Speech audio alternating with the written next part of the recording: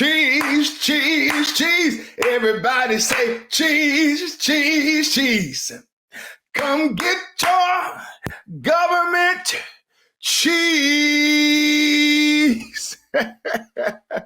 Listen, I'm excited about this show. I'm John Amanchukwu. Thank you for tuning in to the Pulpit Brief. I have some things that I want to share with you today. We are going to talk about cheese. There are all kinds of cheese. You have shredded cheese, mozzarella cheese, provolone cheese with smoke. You have Romana cheese, Fontina cheese, fresh Asiago and Parmesan cheese. You have Munster cheese. You have blue cheese. And then there's another kind of cheese that I want to tell you about. And that's the kind of cheese that has destroyed the Black community. And that is government cheese. In this segment, we're talking about reparations, another big handout plan. There isn't one white person alive today who owned slaves. And there is not a single Black person alive today who was a slave.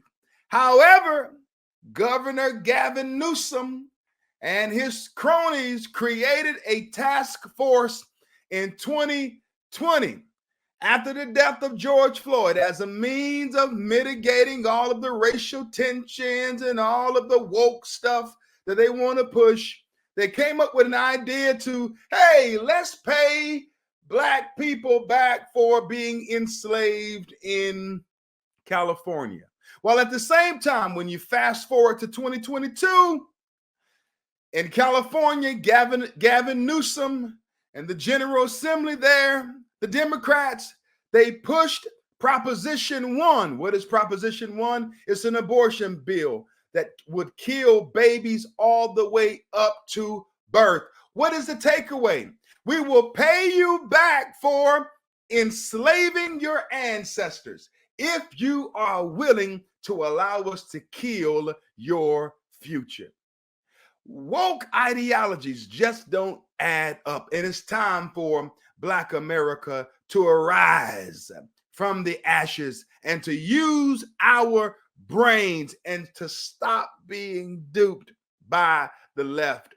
Roll the footage. California's first in the nation statewide reparations task force is meeting today and tomorrow in downtown Sacramento. And members are working on recommendations for state lawmakers on what form reparations should take in the state of California. And the goal is to help make amends for the generations of harm to African Americans caused by slavery and its longstanding effects in society. Becca Hobbeger brings us the conversation from today. Capital, money, reparations. That will stimulate this economy for the 2.6 million Blacks in California. Dozens of people lined up to speak at day one of the California Reparations Task Force's March meeting held this month in Sacramento. They offered various perspectives on how reparations should look for Black Californians. You can never repay for the damage that's been done to Black people in America. So I want to be very clear. Land. Healthy land. Healthy land, not toxic land. The white farmers all around have had wells. We didn't. Gloria Puro Dyer came from Roseville to share her family's story. Growing up in Allensworth was an extraordinary experience in terms of being able to see how racism affected an entire town. Hold the footage. I mean, I have to say it. This lady, I mean, if you're going to get up there demanding $300,000 for reparations, you might need to figure out a way to fix your wig. Y'all, give me a moment. Give me a moment. One more. Oh, Lord. Think holy thoughts. Think righteous thoughts, John. You got to stop laughing. I mean, she gets on the screen. Look at this. You want to convince us to pay you $300,000 and you're on national television. I mean, with the thing turned. I mean, get a fresh wig, would you? Roll the footage. Being able to see how racism affected an entire town. She grew up in the historically Black Central Valley community of Allensworth, named for its founder, Colonel Allen Allensworth. A community built by and for Black people, it thrived in the early 1900s, but dwindled in subsequent decades with a loss of water rights and many leaving for World War II. At the time, in the 1950s, it was pretty much an all-Black town. We had a 63-acre farm. We didn't have wells, but the white farmers around us, they all had wells. This one white farmer who was across the road, he had his well, he would water his fields, and the water would run into the ditch. If he saw us bring our cows out to drink water out of the ditch, he would tell us to get them back away from water in the ditch. That is hatred. I didn't experience the brunt of racism like I would have maybe if I had lived in Mississippi or someplace else. But I saw enough of it to realize the damage that could be done. She says growing up, her parents told her about her enslaved ancestors. They were treated like animals, only worse. She says chattel slavery has done generations of damage. That's why she's advocating for reparations, not only in the form of land and money, but also mental health resources. There are many who still have not been able to reach anywhere near their potential because of the psychological. Hold the footage. Listen, she just said that there are many. My God, that wig. She just said that there are many Blacks who have not been able to reach their potential because of the psychological damage that has been done to Blacks in America. Let me be the first to tell you that these kind of Blacks do not speak for Black America at large. I know countless Black people, who are not looking for a handout. They're not looking for reparations. They're not walking around with a chip on their shoulder saying that the white man has kept me from being able to work in America, live in America, thrive in America, purchase a vehicle from any dealership that you so desire, go to any school, whether it's private or whatever. I know numerous Black people who would tell you today that this does not represent them. This is a class of Black America that has been duped and lied to by cultural Marxists. This is cultural Marxism. This is the redistribution of wealth. This is someone who hasn't labored, worked, tilled the ground, done anything productive, now expecting someone else to give them what they were not willing to work for themselves. The Bible tells us in Proverbs chapter 13, verse 4, it says, "The soul of the lazy man desires and has nothing." Let that sink in. The lazy man, the person who won't go to work, the person who generationally has seen mom stay home, receive a disability check. And this is nothing against people who receive disability checks. There are people who have true documented disabilities. But then there are some people who don't have a disability, but they work the system and they say, honey girl, honey child, we ain't got to work. We just gonna sit home and collect this, collect this government cheese and we will be okay. And girl, you can still get your crab legs on that EBT card. The first of the month, that money hit. All of that junk, I have seen it done in the Black community, and I'm sure this impacts the white community and Hispanic community, Pacific Islanders, Asians, and whatever, but it has done a number on the Black community. As a Black man in America, it's evident that I'm Black. Now, my last name is from Nigeria, and so I guess they will call me an African American, but at the end of the day, I'm Black. I'm still Black. However, I haven't been disenfranchised by white America. There hasn't been anything in this country that I have desired to do that someone with blonde hair and blue eyes and someone who is white, all right, has kept me from doing. Hear me. And I live in America. These are people who have grievances. The text finishes off, it says, but the soul of the diligent shall be made rich. The soul, the individual, the person who is focused. You have to have a laser focus as it relates to your career. You have to work. You have to burn the midnight oil. You have to put in the long hours. You have to be willing and committed and dedicated. I know numerous white people who will tell you that, man, listen, we grew up in poverty. They were on welfare. They didn't have a silver spoon in their mouth when they were born. I know numerous black people and Asians and Hispanics and so on and so forth who, they had to struggle. They had to labor. They had to toil. At the end of the day, life isn't easy. You're going to have to work, but we have made an economic system out of protesting and pushing equity. And hear me, equity is different from equality, okay? Equity means that we will end up at the same place regardless of my output, okay?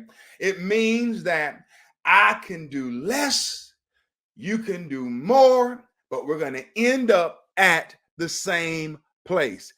Equity is the transmission of a disease called communism. And communism is a Trojan horse. It's an evil thing that has crept into our nation, and we need to fight it and resist it at all fronts. Roll the footage.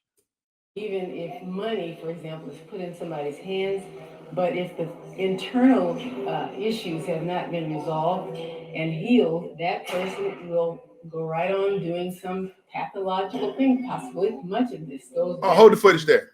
Now, if someone has suffered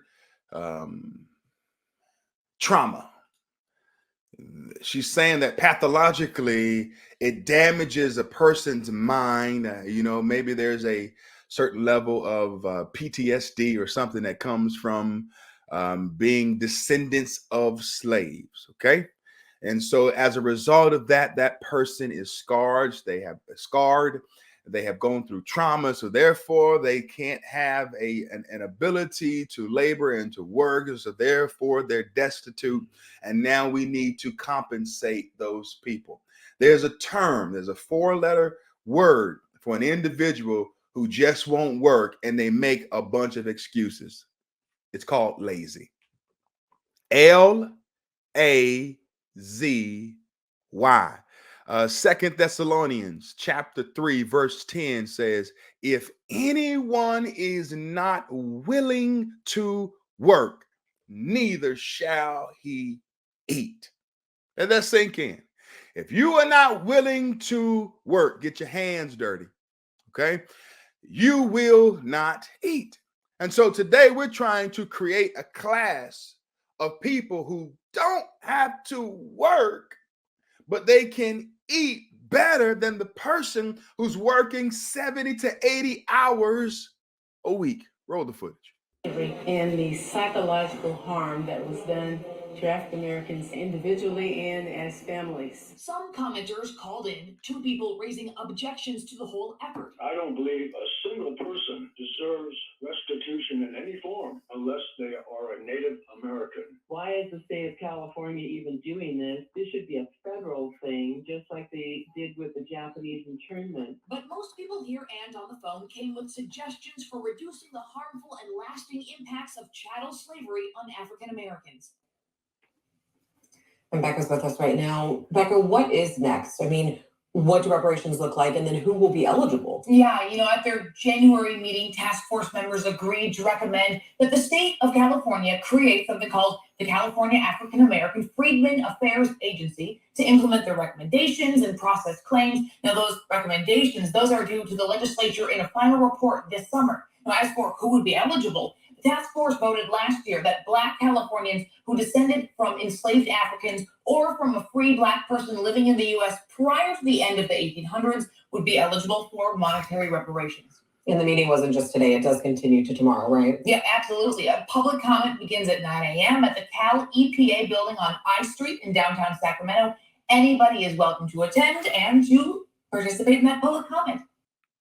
That's enough of that. Listen, at the end of the day, I think that what is taking place in California is this.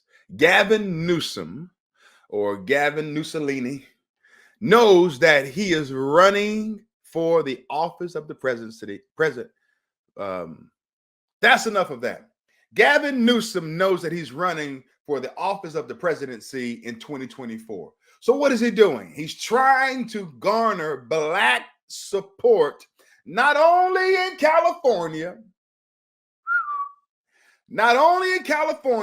but throughout the country, throughout the U.S. He thinks that if he can convince a task force to talk about paying Blacks back in California for slavery, many of which did not go through slavery, many of which are not descendants of slaves. However, they're looking for retribution and contributions, is really fraud, is really theft. You know, they're looking to be paid back for something that they did not endure. Now, let me be the first to tell you that slavery was real in America. The Jim Crow era was real. Do I think that was a travesty? Yes. Do I think that Blacks have made significant strides since then? Yes. Do I think that there are some things that we should discuss and address other than more government cheese and reparations? Yes. What is that? Fatherlessness. During the 1960 to 65 time frame, 80% of Black homes had two parents. Today, 80% of Black homes are single parent homes. And we all know the studies and the stats on the impact of destroying the nuclear family. You saw the guy in the video who had on the 1619 Matters shirt, you know, with the woke hat.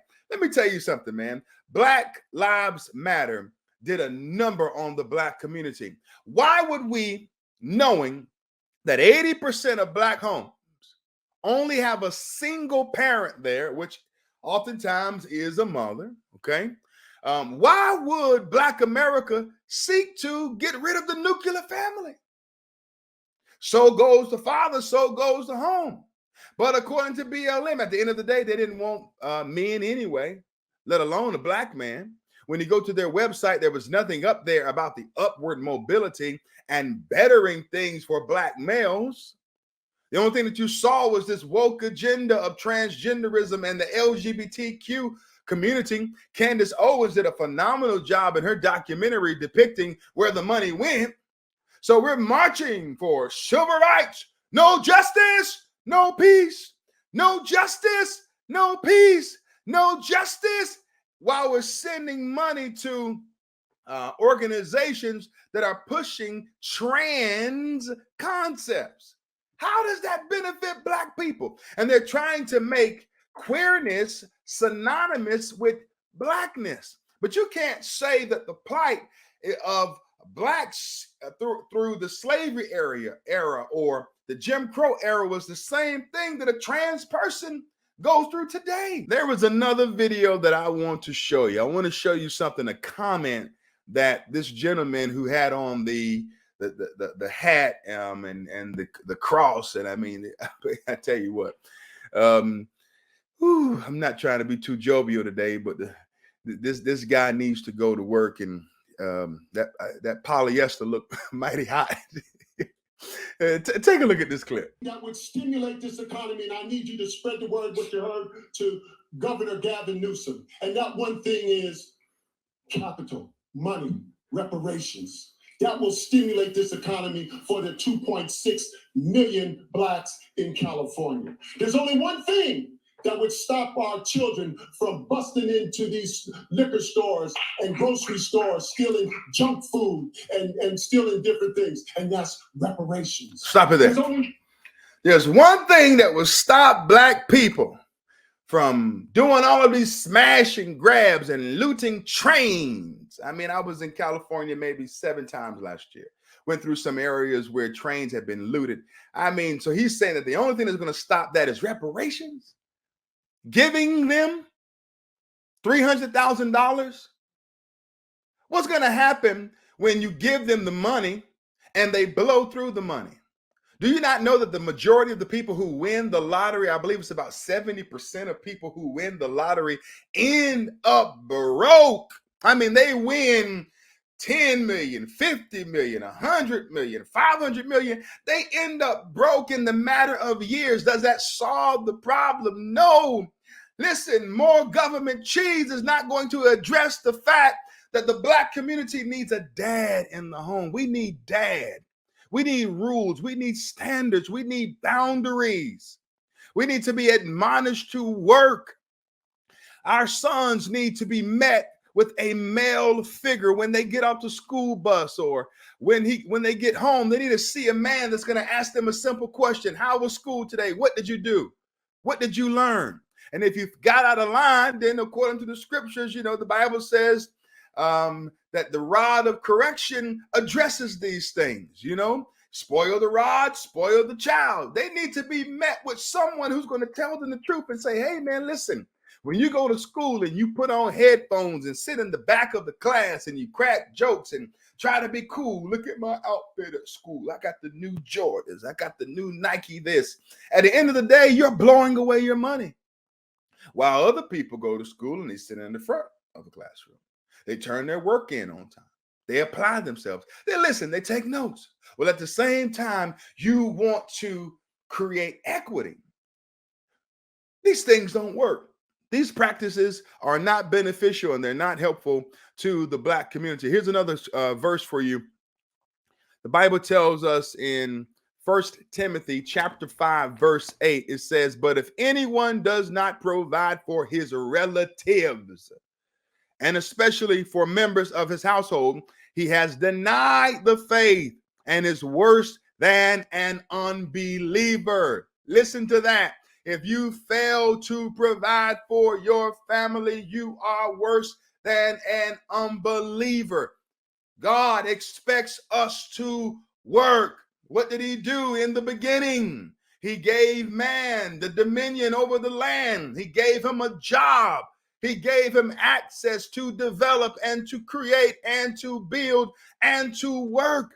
And the ground produced its crops. And God sent a mist to water the earth. Listen to me. Things work when we do it God's way. Hear me, Black America. Reparations isn't the answer. Fathers in the home is the answer. 2 parents in the home working together, bringing in 2 paychecks. Now, I'm against all of this dad stay at home stuff and mom just go to work. And now we have stay at home dads. That's another topic for another day. I'm not getting into that on this discussion. But I do want to say this as we prepare for a close. The Bible tells us in Proverbs 20, verse 4, it says, the sluggard does not plow in the autumn. He will seek at harvest and have nothing. So when it's time to work, the sluggard sleeps. They fold their arms. They chill. They go spend their money on things that really don't matter. They don't make investments. They don't invest in taking another course or getting a degree or a second degree or a third degree. They don't, get into commerce or start a business, develop an LLC, start a car wash business, do something. They don't do that. They just wait and they sleep during autumn. But when harvest time comes, they expect the harvest, but the Bible says they will receive nothing. I am for fathers coming back home, and I'm against reparations because I believe that it's only propaganda. The tool of reparation is being used as a political tool to pull Blacks further on the proverbial plantation of the left to keep us marginalized and to keep us dependent upon government. Lyndon B. Johnson had a plan. He said, you know what? I will have these N-words voting for the Democratic Party for the next 40 or 50 years. What did he do?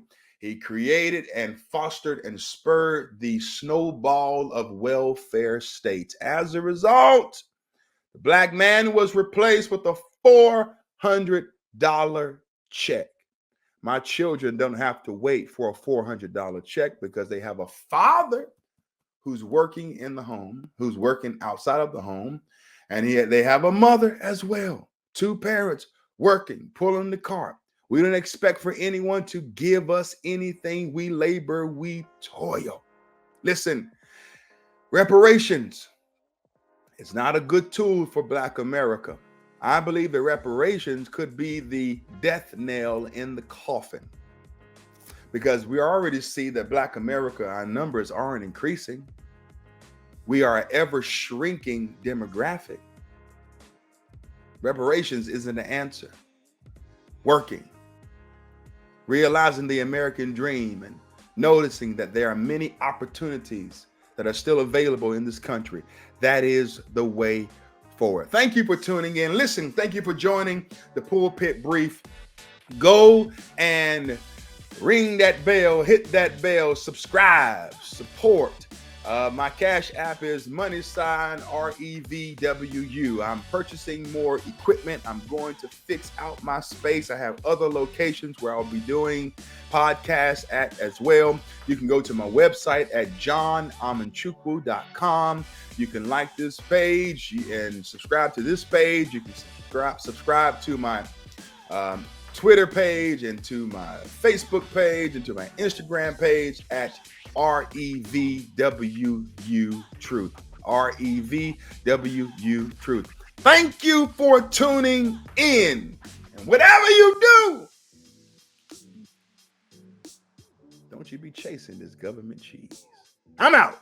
See you.